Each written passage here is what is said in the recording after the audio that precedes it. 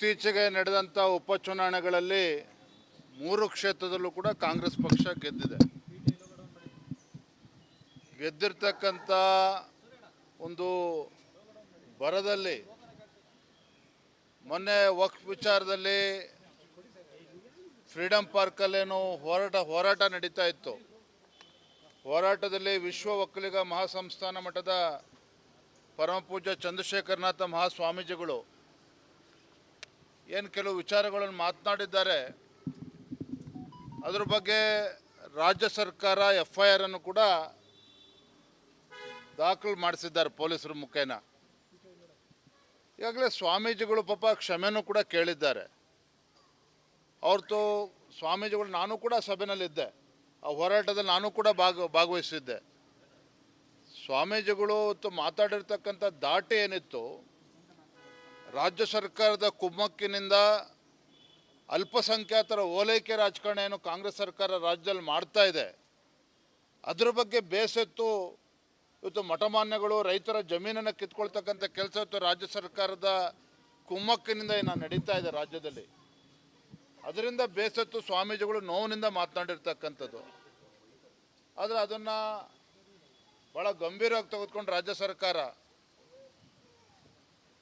ಪಾಪ ಸ್ವಾಮೀಜಿಗಳು ವಿರುದ್ಧನೇ ಒಂದು FIR ರಿಜಿಸ್ಟರ್ ಮಾಡಿರ್ತಕ್ಕಂಥದ್ದು ಖಂಡಿತ ಸರಿಯಲ್ಲ. ಸ್ವಾಮೀಜಿಗಳು ಹೇಳಿರ್ತಕ್ಕಂಥ ಹೇಳಿಕೆ ಹಿನ್ನೆಲೆ ಏನು ಅದನ್ನು ಕೂಡ ಅರ್ಥ ಇಸ್ಕೋಬೇಕಾಗ್ತದೆ. ಅದು ಎಲ್ಲೋ ಒಂದು ಕಡೆ ರಾಜ್ಯ ಸರ್ಕಾರ ಸೇಡಿನ ರಾಜಕಾರಣವನ್ನು ವಿರೋಧ ಪಕ್ಷದವ್ರ ಮೇಲೆ ಅಷ್ಟೇ ಅಲ್ಲ, ಯಾರ್ಯಾರು ಸರ್ಕಾರದ ವಿರುದ್ಧ ಮಾತನಾಡ್ತಾರೆ ಮಠಮಾನ್ಯಗಳನ್ನು ಕೂಡ ಇವತ್ತು FIRಗಳನ್ನು ದಾಖಲು ಮಾಡಿಸಿ ಅವ್ರನ್ನೂ ಕೂಡ ತೊಂದರೆ ಕೊಡ್ತಕ್ಕಂಥ ಕೆಲಸ ಏನು ಕೈ ಹಾಕ್ತಾ ಇದ್ದಾರೆ. ಖಂಡಿತ ಸರ್ಕಾರಕ್ಕೆ ಒಳ್ಳೇದಾಗೋದಿಲ್ಲ. ನಿನ್ನೆ ದೆಹಲಿ ಭೇಟಿ ಮಾಡಿದ್ದೀರಾ ಸರ್? ವರಿಷ್ಠರ ಭೇಟಿ ಮಾಡಿ ಏನು ಮನವಿ ಮಾಡ್ಕೊಂಡಿದ್ದೀರಾ? ರಾಜ್ಯದಲ್ಲಿ ಸಂಘಟನಾ ಪರ್ವ ನಡೀತಾ ಇದೆ. 75 ಲಕ್ಷಕ್ಕೂ ಹೆಚ್ಚು ಸದಸ್ಯರ ನೋಂದಾವಣೆ ಆಗಿದೆ. ತದನಂತರದಲ್ಲಿ ಸಕ್ರಿಯ ಸದಸ್ಯರುಗಳು ಬೂತ್ ಸಮಿತಿಗಳು ಎಲ್ಲವೂ ಕೂಡ ಆಗಬೇಕು. ಪ್ರಕ್ರಿಯೆ ಇದೊಂದು ಸಂಘಟನಾ ಪರ್ವ. ಆ ನಿಮಿತ್ತ ಪಕ್ಷದ ವರಿಷ್ಠರನ್ನ ಭೇಟಿ ಮಾಡಿದ್ದಾನೆ. ಭೇಟಿ ಮಾಡಿದಂಥ ಸಂದರ್ಭದಲ್ಲಿ 3 ಕ್ಷೇತ್ರಗಳ ಉಪಚುನಾವಣೆ ನಮಗೆ ಹಿನ್ನಡೆ ಆಗಿರ್ತಕ್ಕಂಥದ್ರ ಬಗ್ಗೆನೂ ಕೂಡ ಚರ್ಚೆನ ಮಾಡಿದ್ದೇನೆ. ರಾಜ್ಯದ ರಾಜಕೀಯ ಪರಿಸ್ಥಿತಿಗಳ ಬಗ್ಗೆನೂ ಕೂಡ ಚರ್ಚೆ ಮಾಡಿದ್ದೇನೆ.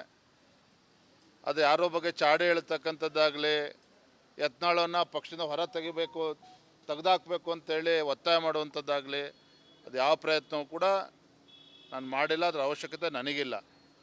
ಆದರೆ ಕಾರ್ಯಕರ್ತರ ಅಪೇಕ್ಷೆ ಇದೆ. ಎಲ್ಲೋ ಒಂದು ಕಡೆ ಆಡಳಿತ ಪಕ್ಷವನ್ನು ಕಟ್ಟಿ ಹಾಕಂಥದ್ರಲ್ಲಿ ಯಶಸ್ವಿಯಾಗಿದ್ದೀವಿ ನಾವು ಕಳೆದ 3-4 ತಿಂಗಳುಗಳಲ್ಲಿ. ST ವಾಲ್ಮೀಕಿ ಅಭಿವೃದ್ಧಿ ನಿಗಮದ ಹೋರಾಟಗಳಿರ್ಬೋದು, ಮೂಢ ಹಗರಣ ಇರ್ಬೋದು, ಮುಖ್ಯಮಂತ್ರಿಗಳ ಕಟ್ಟಾಗ್ತಕ್ಕಂಥ ಕೆಲಸ ಯಶಸ್ವಿಯಾಗಿ ಮಾಡಿದ್ವಿ. ರಾಜ್ಯದ ಜನ ಇವತ್ತು ಮಾತನಾಡ್ತಾ ಇದ್ದಾರೆ, ಒಂದು ಭ್ರಷ್ಟ ಕಾಂಗ್ರೆಸ್ ಸರ್ಕಾರ ಅಂತೇಳಿ ಮಾತನಾಡ್ತಾ ಇದ್ದಾರೆ. ಇದರ ನಡುವೆ ನಮ್ಮ ಕೆಲವು ಮುಖಂಡರುಗಳು ತಮ್ಮ ವೈಯಕ್ತಿಕ ಹಿತಾಸಕ್ತಿಯನ್ನು ಇಟ್ಕೊಂಡು ಒಬ್ಬ ರಾಜ್ಯ ಕಂಡಂಥ ಒಬ್ಬ ಧೀಮಂತ ನಾಯಕ, ರೈತ ನಾಯಕ ಯಡಿಯೂರಪ್ಪನವ್ರ ಬಗ್ಗೆ ಮನಬಂದಂತೆ ಮಾತನಾಡ್ತಕ್ಕಂಥದ್ದು, ಅಥವಾ ಇನ್ನು ಕೆಲವರು ಯತ್ನಾಳವರ ಮೇಲೆ ಹೆಗಲ ಮೇಲೆ ಅವ್ರ ಮೇಲೆ ಇವತ್ತು ಗನ್ನನ್ನು ಇಟ್ಟು ಗುಂಡು ಹಾರಿಸ್ತಕ್ಕಂಥ ಪ್ರಯತ್ನ ಕೆಲವರೇನು ಮಾಡ್ತಾ ಇದ್ದಾರೆ. ಇದು ಯಾವುದೂ ಕೂಡ ಪಕ್ಷಕ್ಕಂತೂ ಒಳ್ಳೆಯದಾಗೋದಿಲ್ಲ. ಕಾರ್ಯಕರ್ತರು ಮೊನ್ನೆ ಉಪಚುನಾವಣೆ ಸೋತಂಥ ನಂತರದಲ್ಲಿ ಸಾಕಷ್ಟು ನೋವನ್ನು ಅನುಭವಿಸ್ತಿದ್ದಾರೆ. ಕೇವಲ 3 ಕ್ಷೇತ್ರ ಅಷ್ಟೇ ಅಲ್ಲ, ಇಡೀ ರಾಜ್ಯದಲ್ಲಿ ಕಾರ್ಯಕರ್ತರು ಭಾಳ ನೊಂದಿದ್ದಾರೆ ಆ ಫಲಿತಾಂಶದ ನಂತರ. ಇದನ್ನಾದರೂ ಕೂಡ ಅರ್ಥ ಮಾಡಿಕೊಂಡು ನಾವು ಒಗ್ಗಟ್ಟಾಗಿ ಇವತ್ತು ಆಡಳಿತ ಪಕ್ಷನ ಎದುರಿಸಬೇಕಾಗ್ತದೆ. ಚಳಿಗಾಲದ ಅಧಿವೇಶನ ಕೂಡ ಪ್ರಾರಂಭ ಆಗ್ತದೆ. ಈ ನಿಟ್ಟಿನಲ್ಲಿ ನಾವೆಲ್ಲರೂ ಕೂಡ ಒಟ್ಟಾಗಿ ಹೋಗಬೇಕು. ಆದರೆ ಕೆಲವ್ರಿಗೆ ಅದು ಅರ್ಥ ಆಗ್ತಾ ಇಲ್ಲ. ದಿನನಿತ್ಯ ಯಡಿಯೂರಪ್ಪನವ್ರನ್ನ, ವಿಜೇಂದ್ರನ್ನ ಹಾದಿಲಿ ಬಿದಿಲಿ ಬೈಯೋದೇ ಒಂದು ರೀತಿ ಕಾಯಕ ಅಂದ್ಕೊಂಡ್ಬಿಟ್ಟಿದ್ದಾರೆ. ಮತ್ತು ಅದರಿಂದ ಅವ್ರಿಗೇನೋ ಭಾಳ ದೊಡ್ಡ ಪದವಿ ಸಿಗುತ್ತೆ ಅನ್ನೋ ಭ್ರಮೆನಲ್ಲೂ ಕೂಡ ಕೆಲವರು ಇದ್ದಾರೆ. ನಾನು ಎಲ್ಲರೂ ಕೂಡ ಇವತ್ತು ಕೂಡ ನಾನು ಮನವಿ ಮಾಡಿದ್ದೇನೆ, ಈ ವಿಚಾರವನ್ನು ಬದಿಗಿಡಿ. ಸಂಘಟನಾ ಪರ್ವ ನಡೀತಾ ಇದೆ, ನೀವು ಬೂತ್ ಸಮಿತಿಗಳು ಆಗಬೇಕು, ನಮ್ಮ ಗುರಿಯನ್ನು ತಲುಪಬೇಕಾಗ್ತದೆ ಸಂಘಟನಾ ಪರ್ವದ ಸಂದರ್ಭದಲ್ಲಿ. ಇವೆಲ್ಲ ವಿಚಾರವನ್ನು ಕೂಡ ಅವ್ರಿಗೆ ತರ್ತಕ್ಕಂಥ ಪ್ರಯತ್ನ, ಪ್ರಾಮಾಣಿಕ ಪ್ರಯತ್ನ ನಾನು ಮಾಡಿದ್ದೆ. ಹೊಂದಾಣಿಕೆ ಮಾಡ್ಕೊಂಡಿದ್ದೀರಂತ ನೀವು ಕಾಂಗ್ರೆಸ್ನವ್ರ ಜೊತೆ DKಶಿ ಅವ್ರ ಬಳಿಯಿಂದ 10 ಪತ್ರಗಳಿಗೆ ಸೈನ್ ಹಾಕ್ಸ್ಕೊಂಡಿದ್ದೀರಂತ ವಿಡಿಯೋ ದಾಖಲೆ ಬಿಡುಗಡೆ ಮಾಡ್ತಾರೆ. ಒಂದು ಕ್ಷಣನೂ ಕೂಡ ತಡೆ ಮಾಡ್ದೇನೆ ಮಾನ್ಯ ಯತ್ನಾಳ್ ಗೌಡ ಪಾಟೀಲ್ ಅವರು ನಾನು ವಿನಂತಿ ಮಾಡ್ತೇನೆ, ಆಗ್ರಹವನ್ನು ಮಾಡ್ತೇನೆ, ಶುಭ ಮುಹೂರ್ತಕ್ಕೆ ಕಾಯಕ್ಕೆ ಹೋಗಬೇಡಿ ಅಂತ ಏನೇ ದಾಖಲೆ ವಿಡಿಯೋಗಳಿದ್ರೂ ಸಹ ತತ್ಕ್ಷಣ ಬಿಡುಗಡೆ ಮಾಡಿ. ಆ ಒಂದು ಅವಶ್ಯಕತೆ ನನಗಂತೂ ಖಂಡಿತ ಇಲ್ಲ. ನನ್ನ ಮುಂದಿರ್ತಕ್ಕಂಥ ನನಗೆ ಸ್ಪಷ್ಟತೆ ಇದೆ, ನನ್ನ ಗುರಿ ಬಗ್ಗೆ ಸ್ಪಷ್ಟತೆ ಇದೆ. ಎಲ್ಲ ಕಾರ್ಯಕರ್ತನ ಒಗ್ಗೂಡಿಸ್ಕೊಂಡು ಇವತ್ತು ಪಕ್ಷವನ್ನು ಮುನ್ನಡೆಸ್ತಕ್ಕಂಥದ್ದು ನಾವು ಮಾಡಬೇಕಾಗಿದೆ, ಅದು ಮಾಡ್ತಾ ಇದ್ದೇನೆ. ಇದು ನನ್ನ ಮುಂದೆ ಇರ್ತಕ್ಕಂಥ ಗುರಿ. ಈ ರೀತಿ ಹೊಂದಾಣಿಕೆ ರಾಜಕಾರಣ, ಯಡಿಯೂರಪ್ಪನವರು ಹೊಂದಾಣಿಕೆ ರಾಜಕಾರಣ ಮಾಡಿಕೊಂಡ್ರು, ವಿಜೇಂದ್ರನು ಹೊಂದಾಣಿಕೆ ರಾಜಕಾರಣ ಮಾಡಿಕೊಂಡ್ರು. ಈ ರೀತಿ ಪದೇ ಹೇಳಿ ಇವತ್ತೇನು ಸಂಘಟನೆಗೆ ಪೆಟ್ಟನ್ನು ಕೊಡ್ತಾ ಇದ್ದಾರೆ. ಅವರಿಗೆ ಕಾರ್ಯಕರ್ತನೂ ಒಳ್ಳೇದು ಮೆಚ್ಚೋದಕ್ಕೆ ಸಾಧ್ಯ ಇಲ್ಲ, ಭಗವಂತನೂ ಕೂಡ ಒಳ್ಳೇದು ಮಾಡೋದಕ್ಕೆ ಸಾಧ್ಯ ಇಲ್ಲ. ಕಾರ್ಯಕರ್ತರ ಅಪೇಕ್ಷೆ ಇದೆ. ಯಾರು ಹಾದಿಲಿ ಬೀದಿಲಿ ಇವತ್ತು ಪಕ್ಷ ಸಂಘಟನೆ ಮಾತನಾಡಿಕೊಂಡು ಪಕ್ಷ ಸಂಘಟನೆಗೆ ಅಡ್ಡಿ ಮಾಡ್ತಾ ಇದ್ದಾರೆ, ಒಂದು ಬಿಗಿಯಾದಂಥ ಕ್ರಮ ಕೈಗೊಳ್ಳಬೇಕು ಅನ್ನೋ ಅಪೇಕ್ಷೆ ಕಾರ್ಯಕರ್ತರದಿದೆ. ನಾಯಕತ್ವನೇ ಬದಲಾವಣೆ ಮಾಡಬೇಕು ಅಂತ ಹೈಕಮಾಂಡ್ ಮನವಿ ಮಾಡ್ತಾ ಇದ್ದಾರೆ. ಅವ್ರು ಮನವಿ ಮಾಡಬಾರ್ದು ಅಂತ ನಾನು ಹೇಳೋದಿಲ್ಲ.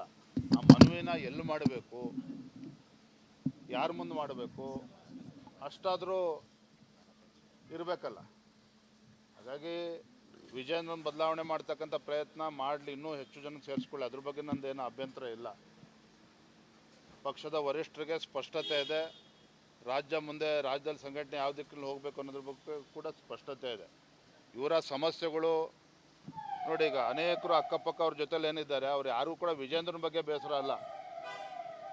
ನೆನ್ನೆ ಒಬ್ಬರು ನನಗೆ ಪ್ರಶ್ನೆ ಕೇಳಿದ್ರು ಪತ್ರಕರ್ತರು, ಅಲ್ಲ ರೀ ಎಲ್ಲರೂ ಅವ್ರ ಧರ್ಮಪತ್ನಿ ಟಿಕೆಟ್ ಕೊಡಿಸ್ಕೊಂಡಿದ್ದಾರೆ, ಅವ್ರ ಮಗನ ಟಿಕೆಟ್ ಕೊಡಿಸ್ಕೊಂಡಿದ್ದಾರೆ, ನಿಮ್ಮ ವಿಚಾರಕ್ಕೆ ಬಂದಾಗ ಕುಟುಂಬ ರಾಜಕಾರಣ ಅಂತ ಮಾತನಾಡ್ತಾರೆ, ಅನುಭವ ಇಲ್ಲ ಅಂತ ಮಾತನಾಡ್ತಾರೆ ಅಂತ ಒಪ್ಕೊಳ್ತೇನೆ. ಅವರಷ್ಟು ಅನುಭವ ಇರಲಿಕ್ಕಿಲ್ಲ, ಆದರೆ ನನ್ನ ಉದ್ದೇಶ ಸರಿ ಇದೆ.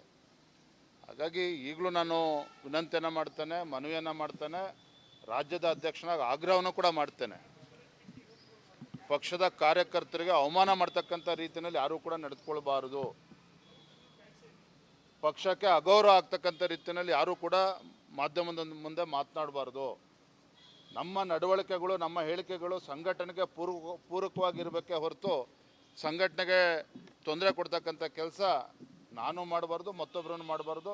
ಮತ್ತೊಮ್ಮೆ ಗೌರವಾನ್ವಿತ ಮಾಜಿ ಕೇಂದ್ರ ಸಚಿವರಾಗಿರ್ತಕ್ಕಂಥ ಬಸವನಗೌಡ ಪಾಟೀಲರಲ್ಲಿ ಯತ್ನಾಳ್ ವಿನಂತಿ ಮಾಡ್ತೇನೆ, ಏನೇ ದಾಖಲೆ ಇದ್ರೂ ಕೂಡ ಒಂದು ಕ್ಷಣನೂ ಕೂಡ ತಡ ಮಾಡದೆ ನನ್ನ ವಿರುದ್ಧ ಏನೇನು ದಾಖಲೆಗಳು ತಕ್ಷಣ ಬಿಡಲಿ. Thank you.